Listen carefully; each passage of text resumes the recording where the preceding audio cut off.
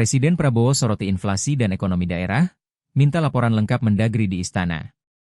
Presiden Prabowo Subianto memanggil Menteri Dalam Negeri Tito Karnavian ke Istana Merdeka pada Senin, 24 November 2025, untuk menerima laporan mengenai inflasi dan perkembangan ekonomi daerah.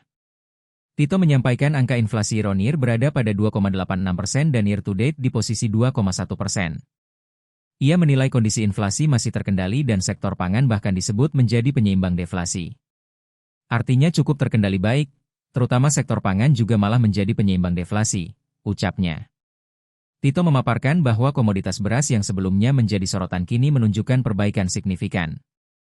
Ia menuturkan semakin banyak daerah yang mengalami penurunan harga pangan, sementara kenaikan terjadi di jumlah yang sangat kecil. Menurutnya, perbaikan tersebut didukung kerja Menteri Pertanian, Badan Pangan Nasional, Bulog, dan pemerintah daerah. Meski begitu, Tito menyebut terdapat kenaikan pada bawang merah, cabai, dan sedikit pada telur ayam ras yang perlu diantisipasi untuk mendukung program MBG. Mendagri juga melaporkan perkembangan pertumbuhan ekonomi daerah yang dibahas secara berkala bersama Presiden. Ia mencontohkan Maluku Utara menjadi salah satu yang tertinggi, sedangkan Papua Tengah tercatat mengalami kontraksi. Yang tertinggi misalnya Maluku Utara, ada yang minus yaitu Papua Tengah. Saya sampaikan, beliau tanya kenapa penyebabnya. Di antaranya karena adanya ekspor dari Freeport yang tertahan, adanya smelter yang pernah terbakar, kemudian ada longsor di mana produksinya mereka menjadi tertahan.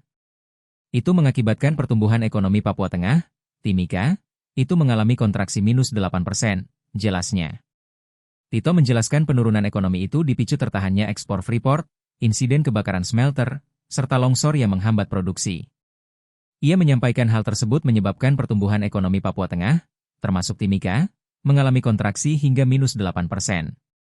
Selain inflasi dan pertumbuhan ekonomi, Tito turut memaparkan realisasi pendapatan serta belanja daerah per 23 November 2025. Ia mengatakan pendapatan 552 daerah berada pada capaian rata-rata 82 hingga 83%.